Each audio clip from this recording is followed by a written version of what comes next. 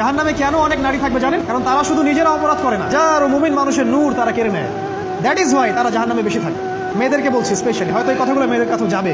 তাদের এই উদ্ধত মাথাটা আল্লাহর বিধানের সামনে আত্মসমর্পণ করতে চায় না, এই কারণে তারা জাহান্নামে বেশি থাকবে। রাসূল বলেছেন কিয়ামতের আগে মানুষ জেনা করবে, জেনাকে মানুষ জেনা মনে করবে না, মনে করবে এটা অ্যাফেয়ার, ছেলে মেয়ের ক্রাশ। এখন নতুন শব্দ আসে কি, ক্রাশ।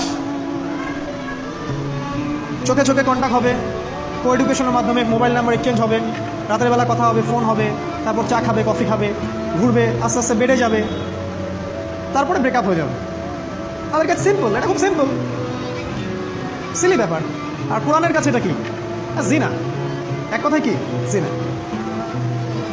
জিনায় লিপ্ত থাকা অবস্থায় দোয়া কবুল হয় না, কিন্তু মানুষ যদি এটা থেকে বের হয়ে তওবা করে আল্লাহর জন্য, তার দোয়া অনেক বড় মানুষের দোয়ার মতো কবুল হয়। ওই 3 বন্ধুর একটা হাদিস আছে না, গুহার মধ্যে চাচাতো বোনকে একা পেয়েও সে ফিরে আসছিল আল্লাহর ভয়ে, আল্লাহ পাক তাকে গুহা থেকে বাঁচায় দিচ্ছেন না? হাদিসটা পড়ে দেখবেন, অনেক বড় হাদিস। জিনা থেকে দূরে থাকলে হৃদয়ে নূর আসবে। আপনি আমি যদি আমাদের চোখকে এই পর্যায়ে নিয়ে যেতে পারি যে কোনো গায়রে মাহরামের দিকে চোখ পড়লে আমরা নামিয়ে নিচ্ছি, তখন আপনি ফিল করবেন আপনার মনের মধ্যে নূর আসছে। এই যে আমি এখন একটা লেকচার দিচ্ছি, আমার খুব ভালো লাগছে, ঠিক রাস্তায় যেতে যেতে যদি আমি 8-10টা মেয়ের দিকে তাকাই, আমার এই নূরটা উঠে যাবে। জাহান্নামে কেন অনেক নারী থাকবে জানেন? কারণ তারা শুধু নিজেরা অপরাধ করে না, হাজারো মুমিন মানুষের নূর তারা কেড়ে নেয়। দ্যাট ইজ ওয়াই তারা জাহান্নামে বেশি থাকবে। আরেকটা মেজর কারণ হচ্ছে তাদের এই উদ্ধত মাথা। মেয়েদেরকে বলছি স্পেশালি, হয়তো এই কথাগুলো মেয়েদের কাছেও যাবে।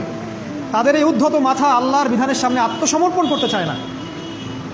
তাদের এই উদ্ধত মাথাটা আল্লাহর বিধানের সামনে আত্মসমর্পণ করতে চায় না, এই কারণে তারা জাহান্নামে বেশি থাকবে। যে কোনো বিধান আল্লাহ তাদের সামনে বলেন, সব মেয়ের কথা বলছি না, ম্যাক্সিমাম বিভিন্ন যুক্তি তারা দিবে। সামি'না ওয়া আতা'না এই পর্যায়ের না, যুক্তি দিবে। পর্দা করলে কি এখন কেমন করে চাকরি করব, পর্দা করলে কেমন করে পড়াশোনা করা যায়, এখন তো যাইতেই হচ্ছে, কিছু তো করার নাই, বিভিন্ন যুক্তি, হাজারটা যুক্তি তারা দিবে। কে জানি তাদের ব্রেনটাকে পুরো ওয়াশ করে ফেলছে। আমি আপনাদেরকে বলছি কে করেছে? এটা করেছে স্বয়ং দাজ্জাল।